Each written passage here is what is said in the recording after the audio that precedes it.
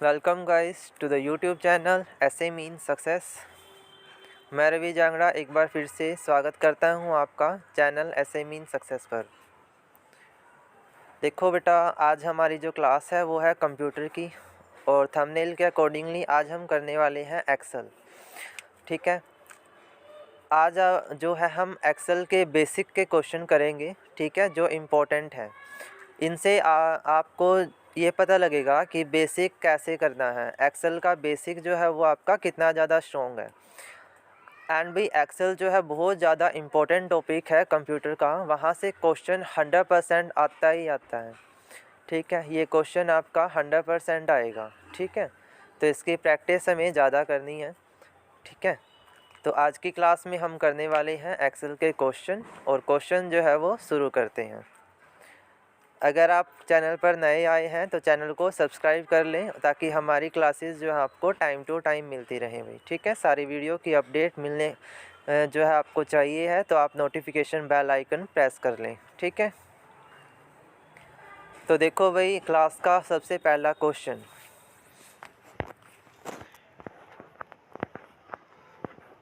ठीक है, एक्सेल के क्वेश्चन है।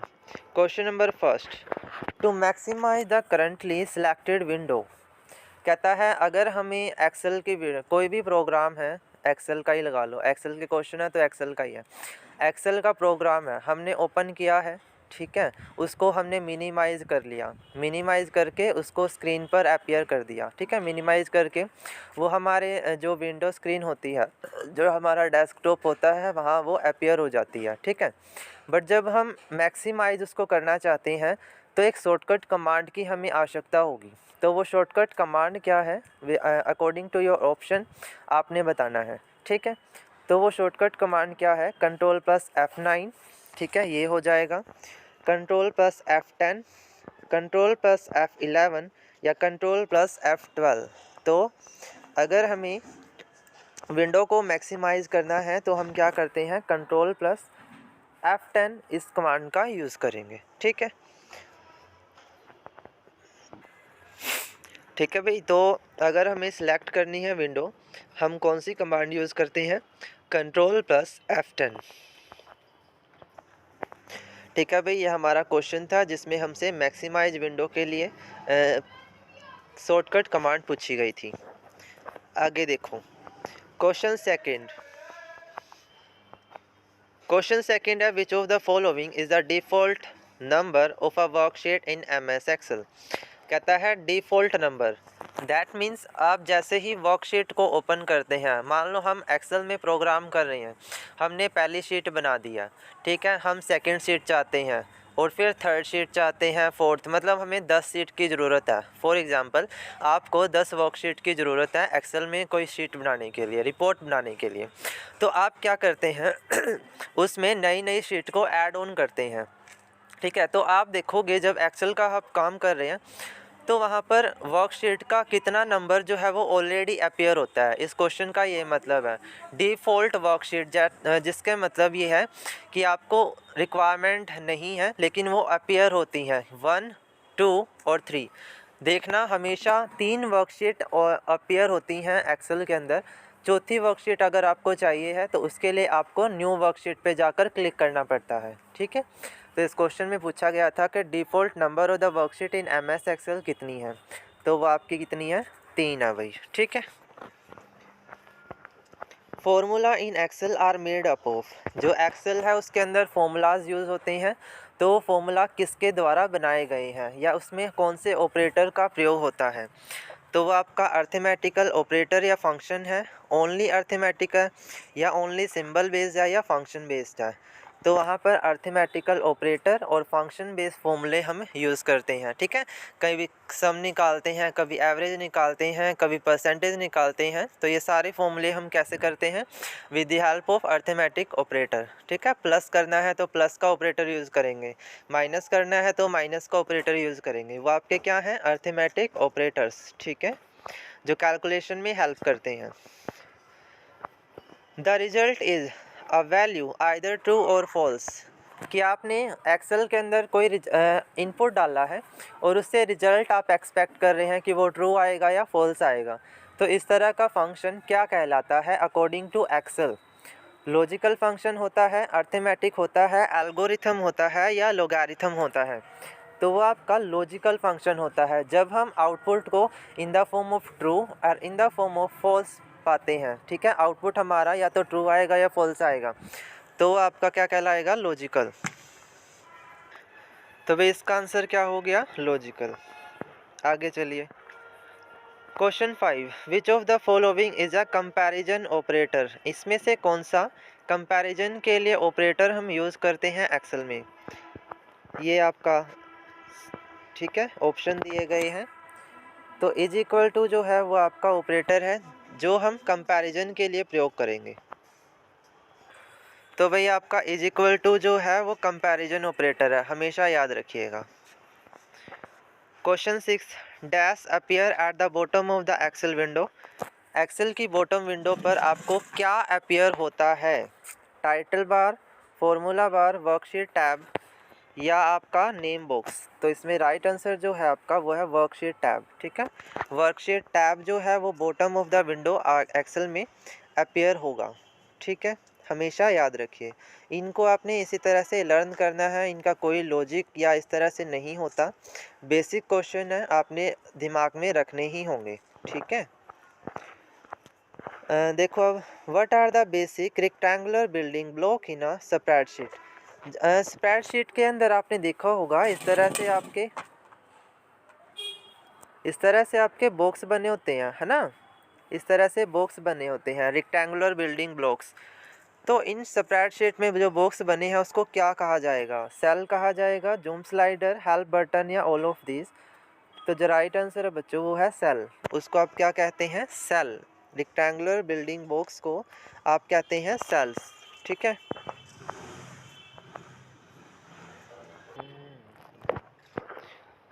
Question number 8, which of the following not a term pertaining to spreadsheet? Spreadsheet या एक्सेल में कौन सी टर्म हम यूज़ नहीं करते हैं? ठीक है, सेल, करैक्टर, ब्राउज़र या फॉर्मूला? तो ब्राउज़र एक इंटरनेट टर्म है ना, इंटरनेट के अंदर यूज़ होगी, तो इसमें राइट आंसर ब्राउज़र है, जो एक्सेल की टर्म नहीं है। सेल भी हम एक्सेल में यूज़ करते हैं, करैक्टर जो है, फॉर्मूले जो हैं वो एक्सेल का फंक्शन होते हैं। ठीक है, तो इसमें से ओनली ब्राउज़र एक ऐसी टर्म है जो स्प्रेडशीट में यूज़ नहीं होगी। आगे देखिए, another name for a pre program formula in Excel? Excel के अंदर प्री प्रोग्राम फार्मूला होता है, यानी वो पहले से अपीयर होता है। वो कहाँ पर होता है? फार्मूला बार के अंदर। ठीक है, फार्मूला बार के अंदर होता है अपीयर। तो प्री प्रोग्राम फार्मूला जो एक्सेल के ऑलरेडी हैं, ठीक है, जो हमने खुद से नहीं बनाए, खुद से क्रिएट नहीं करे हैं, वो जो एक्सेल के अंदर ऑलरेडी स्टोर्ड फार्मूले होते हैं उसको क्या कहा जाता है? तो उसको बोलते हैं एक्सेल का फंक्शन। क्या बोलते हैं? फंक्शन। ठीक है, यानी आपने देखा होगा जैसे सम निकालना है तो इज इक्वल टू SUM करते हैं आप, तो ऑलरेडी अपीयर हो जाता है कि ये सम का फॉर्मूला ये है, सेल रेफरेंस ये दीजिए। ठीक है, एवरेज निकालनी है, ठीक है, कंसैटिनेट करना है दो सेल को, मतलब कोई भी फॉर्मूला आप यूज़ करना चाहते हैं और वो सेल के अंदर ही है, मतलब एक्सेल के अंदर अपने आप से अपीयर हो रहा है, तो फिर वो आपका क्या कहलाता है? Function of Excel. ठीक है, क्या कहलाता है भाई? Function of Excel. आगे देखो, Excel is a program that is use to prepare the dash? Excel एक ऐसा प्रोग्राम है जिसका यूज हम करते हैं क्या प्रिपेयर करने के लिए? स्लाइड प्रेजेंटेशन के लिए करते हैं, स्प्रेडशीट के लिए करते हैं, टेक्स्ट का डॉक्यूमेंट बनाना है या डाटाबेस इसके लिए करते हैं? तो ये तो सभी को पता होगा, एक्सेल प्रोग्राम किसके लिए बनता है? स्प्रेडशीट को प्रिपेयर करने के लिए। ठीक है, तो एक प्रोग्राम कैसा है? स्प्रेडशीट बेस्ड प्रोग्राम होता है। ठीक है, ये क्वेश्चन बेसिक है लेकिन कई बार पूछा गया है पेपर में। ठीक है, एग्ज़ाम में कई बार पूछा गया है एक्सेल के ऊपर कि वो किस तरह का प्रोग्राम है। ठीक है, तो ये आपने ध्यान में रखना है भाई।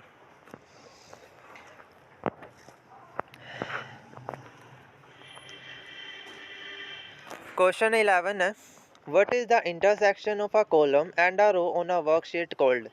भाई कॉलम और रो का इंटरसेक्शन, दैट मीन्स ये जो वैल्यू आपकी आई है, ये कॉलम हो गई, ये रो हो गई, इनका जो इंटरसेक्शन है वो आपका क्या कहलाता है? कॉलम कहलाता है, वैल्यू कहलाता है, एड्रेस कहलाता है, या आपका सेल कहलाता है? तो आपका क्या कहलाता है भाई? सेल। ठीक है, राइट आंसर इसका क्या होगा? सेल होएगा। Question 12, which type of chart useful for comparing values over category. हाँ भाई, which type of chart useful for comparing value over a category. Category के अकॉर्डिंगली हमें अगर वैल्यूज़ को कंपेयर करना है तो कौन से टाइप ऑफ चार्ट का हम यूज़ करेंगे? Pie chart, column chart, line chart, dot graph. तो इसके लिए इम्पोर्टेंट क्या है? Column chart. ठीक है, कॉलम चार्ट का यूज़ किया जाएगा। Question 13, which function in Excel tell how many numeric entry are there. कौन सा फंक्शन है जो हमें बताता है कि न्यूमेरिक एंट्री कितनी जो है वो अपीयर हो चुकी है हमारे एक्सेल के प्रोग्राम में, सॉरी एक्सेल की स्प्रेडशीट में। तो कौन सा है? नम, काउंट, सम या चेक नंबर। तो इसका आंसर होगा भाई काउंट। ठीक है, काउंट को अगर आप प्रेस करते हैं, काउंट का फॉर्मूला यूज़ करते हैं, काउंट का फंक्शन यूज़ करते हैं, तो आपको पता लग जाएगा कि कितनी नंबर ऑफ़ द एंट्री जो है वो बनाई गई है। ठीक है, कितनी नंबर ऑफ़ द एंट्री उसके अंदर होती हैं भाई। ठीक है, तो काउंट यूज़ करेंगे। Feature that display only the data in column according to specified criteria. एक ऐसा फीचर जिसके अंदर डाटा जो है कॉलम वाइज स्पेसिफिक क्राइटेरिया में अपीयर होता है, उसको आप कहते हैं फ़िल्टरिंग। क्या कहते हैं? फ़िल्टरिंग। ठीक है, फॉर्मूला, सॉर्टिंग या पाइवोट नहीं कहेंगे, क्या कहेंगे? फ़िल्टरिंग भाई। ठीक है। Question 15, statistical calculation and preparation of table and graph can be done using dash. अगर आपको कैलकुलेशन करनी है स्टैटिस्टिकल या प्रिपरेशन टेबल बनानी है, ग्राफ बनाने हैं, तो कौन सा यूज़ करेंगे? एडोब फोटोशॉप यूज़ करेंगे, एक्सेल, नोटपैड या पावर पॉइंट। तो क्या यूज़ किया जाएगा? एक्सेल यूज़ किया जाएगा। ठीक है, तो भाई ये थे हमारे एक्सेल के बेसिक क्वेश्चन इम्पोर्टेंट एंड ठीक है, जो आपका थियोरी का कॉन्सेप्ट भी क्लियर करेंगे। तो ये हमारी आज की क्लास हो गई भाई। ठीक है, क्लास कैसी लगी कमेंट में लिख के ज़रूर बताइएगा। अगर अच्छी लगी है तो लाइक कर दीजिएगा। ठीक है, चैनल पर नए आए हैं, चैनल को सब्सक्राइब कर दीजिएगा और इसको अपने सारे भाई बंधु रिश्तेदारों के साथ जो है वो वीडियो को शेयर कर दीजिएगा। ठीक है, ये शेयर आप जितना करोगे उतना ज़्यादा मुझे अप्रिसिएशन मिलेगा और मैं क्वेश्चन जो है वो इस तरह से लेकर आऊँगा। ठीक है भाई, तो thank you so much to joining me here guys. Thank you ji.